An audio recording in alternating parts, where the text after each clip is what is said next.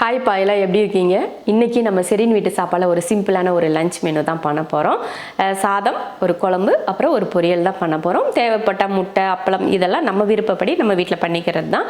இன்றைக்கி நம்ம பண்ண போகிற குழம்பு என்ன அப்படின்னு பார்த்தீங்கன்னா, கொஞ்சம் வெங்காயம், சின்ன வெங்காயம் போட்டு ஒரு புளிக்குழம்பு ஒன்று பண்ணிவிட்டு, அதுக்கப்புறமா வெண்டைக்காய் பொரியல் பண்ணிவிட்டு சாதம் வச்சுக்க போகிறோம். இதுதான் இந்த லஞ்ச் மெனு. ரொம்ப ஈஸியாகவும் இருக்கும், அதே சமயம் நல்ல புளிப்பாக சாப்பிட்றவங்களுக்கு ரொம்ப பிடிச்ச மாதிரி இருக்கும். காரசாரமாக பொரியல், அதுவும் வெண்டைக்காய் பொரியல் சொல்லவே வேணாம், ரொம்ப ருசியாக இருக்கும்.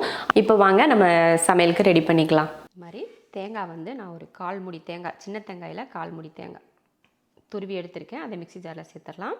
முதல்ல நம்ம மசாலா அரைச்சிட்டு அதுக்கப்புறமா நம்ம தாளித்து விட்டுக்கலாம். ஒரு 6-7 சின்ன வெங்காயம், சோம்பு ஒரு 1/4 ஸ்பூன், மிளகும் ஒரு 1/4 ஸ்பூன், சின்னதாக 2 தக்காளி. இப்போ இதை அரைச்சி எடுத்துருவோம்.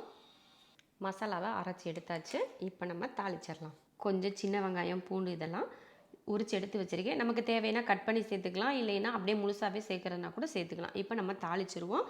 அப்புறமா புளியும் கூட நான் ஊற வச்சுருக்கேன். எல்லாம் ரெடியாக இருக்குது. சாப்பாட்டுக்கு அரிசி ஊற வச்சுருக்கேன். எல்லாமே ரெடியாக இருக்குது. முதல்ல ஒரு பக்கம் சாப்பாடை கூட வச்சு விட்டுட்டோம்னா, தண்ணி உப்பு எல்லாம் போட்டு வச்சுருக்கேன். ஃபஸ்ட்டு அது ஒரு பக்கம் ஆயிக்கிறோம். குழம்பு தாளிக்கிறதுக்கு பாத்திரம் வச்சு எண்ணெய் ஊற்றியாச்சு. எண்ணெய் காஞ்சதுமே கொஞ்சம் வெந்தயம், கொஞ்சம் கடுகுளுந்து, அடுத்ததாக பார்த்திங்கன்னா சின்ன வெங்காயமும் ஒரு 4-5 பூண்டு பல் சேர்த்துடலாம். கொஞ்சம் கருவேப்பிலை. வெங்காயம் ஓரளவுக்கு வதங்கினதுக்கப்புறமா நம்ம அரைக்கிறதுக்கும் தக்காளி போட்டோம். இப்போ இதுலேயும் ஒரு 3 தக்காளி சேர்த்துக்கிறேன். கொஞ்சம் மசாலா வந்து திக்காக கிடைக்கும், அதுக்காக தான் அரைக்கிறதுக்கும் இதெல்லாம் சேர்த்து அரைச்சிட்டு இந்த மாதிரி வதக்கிறதுக்கும் சேர்த்து வதக்கணுன்னா நல்லாயிருக்கும். அதுக்காக தான் பாருங்கள், வெங்காயம் தக்காளியெல்லாம் நல்லா வதங்கிருச்சு. தக்காளி இந்த மாதிரி முழுசு முழுசாக இருக்கணும். அதில் குழம்புத்தூள் சேர்த்துடலாம்.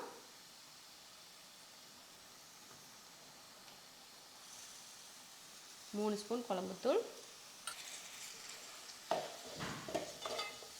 இந்த மாதிரி மசாலா போட்டு வறுத்ததுக்கப்புறமா நான் வந்து புளி கரைச்சி வச்சுருக்கேன். ஒரு நெல்லிக்காய் அளவுக்கு புளி எடுத்து கரைச்சி அதையும் சேர்த்துடலாம். இப்போ தேவையான உப்பு போட்டுடலாம். அடுத்து பார்த்திங்கன்னா நம்ம அரைச்சி வச்சுருக்கோம் இல்லையா, தேங்காய், வெங்காயம், தக்காளி, அதையும் சேர்த்துருவோம். இப்போ குழம்புக்கு தேவையான தண்ணியெல்லாம் சேர்த்துட்டு நல்லா கலந்து விட்டுருவோம். ரொம்ப கெட்டியாக தான் இருக்குது. வெந்து வத்துறப்போ அந்த பக்குவத்தில் இருந்தால் போதும். இப்போ தண்ணி சேர்த்துருவோம். அவ்வளோதான், இந்த அளவுக்கு தண்ணி சேர்த்தா போதும். நல்லா வெந்து வத்தட்டும். இதில் வேறு எதுவுமே நம்ம சேர்க்க போகிறது கிடையாது. அவ்வளோதான். இது நல்லா கொதித்து ஒரு 5 நிமிஷம் 6 நிமிஷத்துக்கு வேகட்டும். அதுக்கப்புறம் எடுத்து பார்த்துக்கலாம். குழம்பு ஒரு பக்கம் வெந்துட்டுருக்கட்டும். நம்ம வெண்டைக்காய் பொரியல் ஒரு பக்கம் பண்ணிடலாம். எண்ணெய் காஞ்சதுமே கொஞ்சம் கடுகு பொரிஞ்சதுமே பெரிய வெங்காயம், ஒரு வெங்காயமோ 2 பச்சை மிளகாயும் சேர்த்துருக்கேன். இப்போ இதை வதக்கிடுவோம். வெங்காயம் இந்த அளவுக்கு வதங்கினதும் நான் வந்து 300 கிராம் வெண்டைக்காயை இந்த மாதிரி சின்னதாக வெட்டியிருக்கேன். சின்னதுன்னா ரொம்ப சின்னதாலாம் வெட்டக்கூடாது. ரொம்ப சின்னதாக வெட்டினீங்கன்னா பொரியல் வந்து அப்படியே ஒரு மாதிரி கொலன்னு ஆகிட்டே இருக்கும். அதனால கொஞ்சம் பெரிய சைஸாக இந்த மாதிரி இருக்கிற மாதிரி வெட்டி நீங்கள் பொரியல் செஞ்சிங்கன்னா சீக்கிரமாக வதங்கிடும். அதே சமயம் அந்த கொலன்னெல்லாம் வந்துகிட்டே இருக்காது. இதை வதக்கிடுவோம். நல்லா அந்த நூலாக வரும் பார்த்திங்களா, வலுவலுப்பு, அதெல்லாம் போகணும். அது வரைக்கும் வதக்கி எடுத்துடலாம். வெண்டைக்காயில் இருந்த அந்த வலுவலுப்பெல்லாம் போயிடுச்சு. இனிமேல் தான் வெண்டைக்காய் வந்து நல்லா வதங்கி வரணும், நல்லா சுருண்டு வரணும். அது வரைக்கும் நம்ம அடுப்பை சிம்மில் வச்சே வேக வைக்கலாம். வேக வச்சுட்டு அப்பப்போ மூடி வச்சிடணும். அதுக்கப்புறம் பார்த்திங்கன்னா இங்கே குழம்பு பார்த்திங்கன்னா அருமையாக வெந்து வந்துருச்சு. இதுக்கப்புறம் இதில் வேகிறதுக்கு எதுவுமே இல்லை. அந்த மசால் வாடை போகிறதுக்காக தான் நம்ம இதை வேக வச்சுருக்கோமே. பார்த்திங்கன்னா இந்த அளவுக்கு தான் இருக்கணும். ரொம்ப கெட்டியாகவும் வேணாம், இந்த அளவுக்கு ஓரளவுக்கு இருக்கணும். இதில் நம்ம முட்டை வேக வச்சு இதில் போடுறதுனாலும் போட்டுக்கலாம். அது உங்கள் விருப்பத்தை பொறுத்து நீங்கள் பண்ணிக்கலாம். இப்போ குழம்பு ஆஃப் பண்ணிடலாம். அருமையான குழம்பு ரெடி. அடுத்ததாக பார்த்திங்கன்னா இங்கே வெண்டைக்காய்க்கு கொஞ்சம் மிளகு சீரகமும் தட்டிக்கலாம். அதுக்கு ஒரு 1/2 ஸ்பூன் அளவுக்கு மிளகும், ஒரு 1/4 ஸ்பூன் அளவுக்கு சீரகமும் சேர்த்துட்டு இதை தட்டி எடுத்துடலாம். பார்த்திங்கன்னா நல்லா வெண்டைக்காய் வந்து நல்லா வதங்கி வெந்துருச்சு. இந்த மாதிரி கலர் மாற ஆரம்பிக்குது பார்த்திங்களா. அந்த டைமில் நம்ம தட்டி வச்சுருக்க மிளகையும் சீரகத்தையும் இதில் சேர்த்துடலாம். சேர்த்துட்டு கலந்துடலாம். அவ்வளோ வெண்டைக்காய் போட்டாலும் கொஞ்சமாக மாறிடுச்சு பாருங்கள்.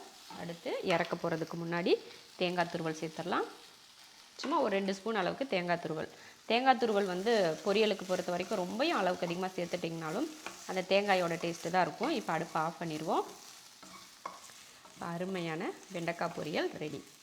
அருமையான ஒரு வெண்டைக்காய் பொரியல், சூப்பரான வெங்காய புளிக்குழம்பு, அப்புறமா சின்ன வெங்காயம் வரமிளகாலாம் போட்டு ஒரு ஆம்லேட், அப்புறம் சாப்பாடு. அவ்வளோதான், அருமையான ஒரு லஞ்ச் மெனு ரெடி பண்ணிட்டோம்.